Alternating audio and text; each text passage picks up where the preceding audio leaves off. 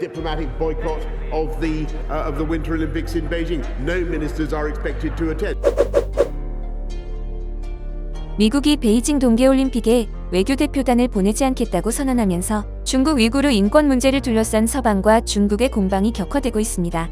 지난 9일 월스트리트 저널에 따르면 영국 연구단체 위구르 법정은 중국 정부가 자국 내 소수민족인 위구르족에 대해 시행해온 정책이 제노사이드에 해당한다고 발표해 충격을 안겨주었습니다.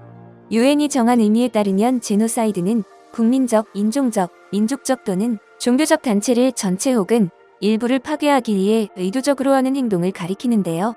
중국이 위구르족에게 행한 말살 정책은 이에 해당된다는 것입니다. 영국 연구단체 위구르 법정은 지난해 9월 국제인권변호사인 제프리 나이스 주도로 법조인, 학자, 활동가 등 9명이 결성했습니다. 그리고 수십 명의 피해자와 전문가 증언, 보고서, 언론 보도 등을 토대로 1년간 진행한 조사 결과 이 같은 결론에 이르렀다고 밝혔는데요. 그동안 중국이 신장 지역에서 펼친 정책은 가족 분리, 출산 통제, 불임 수술을 포함해 위구르족의 삶과 공동체를 파괴하려는 목적으로 드러났기 때문입니다. 위구르 법정은 시진핑과 중국 고위급 당국자들을 신장에서 일어난 일의 주요 책임자로 지목했습니다. 이 발표를 하는 과정에서 중국의 정부 문서도 유출되어 논란이 됐는데요. 문서에 따르면 신장 지역에서 공산당 활동을 지시하는데 시 주석의 역할이 있었으며 시진핑이 소수민족의 종교적 영향력, 실업률 등을 둘러싼 위험성을 경고하고 한족과 소수족 간 인간 비율과 균형의 중요성을 강조했다는 것입니다. 이에 중국 정부는 즉각 반박에 나섰습니다. 중국 외교부는 성명을 통해 위구르 법정의 발표가 경멸스러운 한 줌의 개인들이 꾸민 정치적 촌극이라며 거친 표현으로 몰아세웠습니다. 또한 위구르족 캠프는 직업훈련소이며 중국은 테러리즘에 맞서고 있다는 기존 주장을 되풀이 중입니다. 중국의 위구르족 정책은 2017년 처음으로 세계에 공개돼 많은 사람들을 충격에 빠뜨렸습니다. 그리고 진실을 마주한 사람들은 제2차 세계대전 학살에 비유할 수 있을 만큼 그 잔인함에 치를 떨었습니다. 중국의 위구르족 말살 정책은 전 세계에서 비난의 대상이 되었습니다. 하지만 이에 대해 중국은 세기의 거짓말이라며 펄쩍 뛰며 반박할 뿐 사실이 아니라는 증거는 내놓지 못하고 조용히 덮으려고만 하는데요. 중국을 제외한 모든 국가가 다 아는 것처럼 인권 탄압은 절대 있을 수 없는 일이기에 전 세계는 진실규명을 원하며 절대 그냥 넘어갈 수 없다고 주장하고 있습니다. 뿐만 아니라 중국은 세계에서 가장 많은 언론인을 억류하고 있는 나라로 밝혀졌습니다. 지난 8일 국경 없는 기자회는 중국의 거대한 저널리즘 퇴행이라는 제목의 보고서를 통해 중국이 전 세계에서 가장 많은 기자를 억류하고 있다고 전했습니다. 현재 중국에는 언론인이 최소 127명 강제 억류되어 있으며 그들은 사람들의 알 권리를 억압하기 위해 전례 없는 캠페인을 벌이고 있다고 고발했습니다. 해당 보고서를 보면 중국은 기자들이 중국 사회에 문제를 일으키고 있다고 비난하며 특히 코로나 대유행으로 언론에 대한 탄압이 더욱 악화돼 검열 대상을 확대하고 있다고 전합니다. 일례로 중국의 시민기자 장잔 전 변호사는 코로나 발생 초기 우한에서 참혹한 상황을 세상에 알리다가 쥐도 새도 모르게 사라졌습니다. 그는 현재 사실을 왜곡하고 거짓을 보도했다는 죄목으로 4년형을 선고받고 복역 중이며 여러 차례 항의 단식으로 생명을 위협받고 있는 중입니다. 지난해 홍콩에 도입된 국가보안법도 언론 자유를 억압하는 도구로 활용되고 있는데요. 자유언론 빈과일보는 국가보안법상 외세와의 공모 등의 혐의로 사무실이 습격당하고 편집자들이 잡혀갔으며 결국 폐간되고 말았습니다. 이렇게 전 세계의 걱정이 끊이지 않도록 하루도 빠짐없이 문제를 일으켜온 중국은 오늘도 많은 국가와 개인에게 끊임없이 피해를 주고 있습니다. 중국은 국가 내 부적으로도 모자라 주변국들까지 하나의 중국으로 만들기 위해 모든 나라의 역사가 자신들이 기원이라고 주장하는데요. 그중 대표적으로 한국의 역사와 문화를 탐내고 있다는 것은 이미 겪은 사실입니다. 대표적으로 동북공정을 주장하며 영역을 넓혀 문화공정까지 이어지고 있는 중인데요.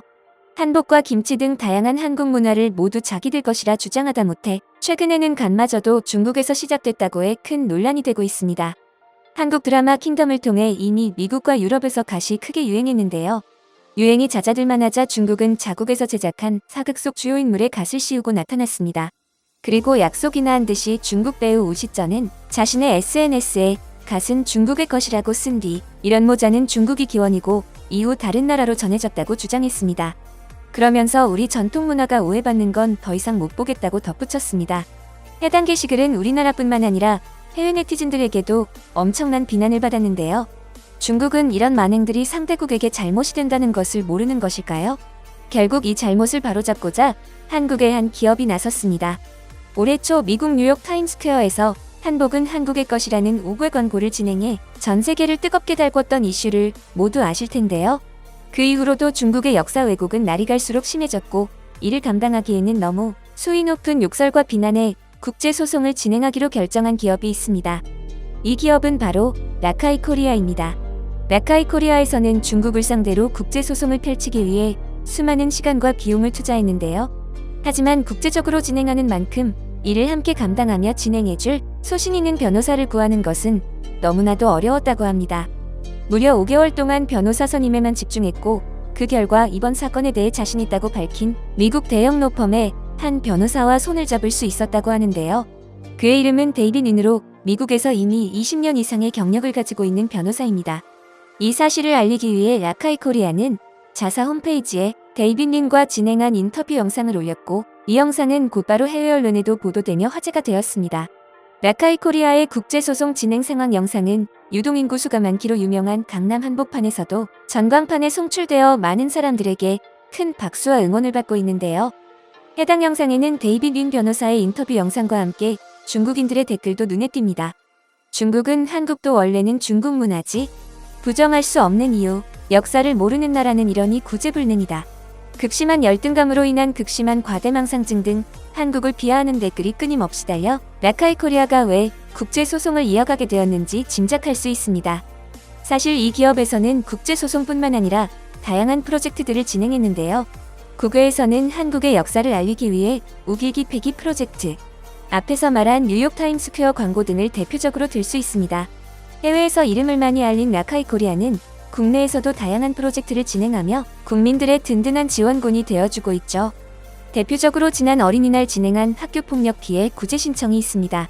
학교폭력 가해자에게 법적 처벌을 가할 수 있도록 변호사 선임 등 소송에 사용되는 비용 전반을 지원하며 실질적인 도움을 주고 있습니다. 현재 제천학폭 피해 학생의 어머니로부터 구제 신청을 받아 소송을 돕고 있다고 합니다. 최근에는 갑질 미용실 사건이 공론화되면서 많은 사람들을 분노에 빠뜨렸는데요. 전단지를 돌리는 할머니가 자신의 가게에 전단지를 넣었다는 이유로 경찰들을 불러 무릎을 꿇게 만든 사건인데요. 이 사건을 접한 라카이 코리아는 그냥 넘어갈 수 없었습니다. 해당 사건에 대해 네티즌들의 제보를 받아 할머니를 돕기 위해 모든 방법을 동원하고 있습니다. 앞으로도 진실된 역사뿐만 아니라 올바른 사회의 길을 만들어가는 대한민국을 위해 뒷받침하고 노력하는 라카이 코리아. 한국의 미래는 지금 우리가 하기 나름입니다. 올바른 역사를 배우는 것 또한 나라를 지키기 위해 가장 첫 번째로 배워야 할 공부가 아닐까 싶습니다. 여러분의 소중한 의견을 남겨주세요. 바쁘시더라도 구독과 좋아요 부탁드립니다. 지금까지 단골이시였습니다. 시청해주셔서 감사합니다.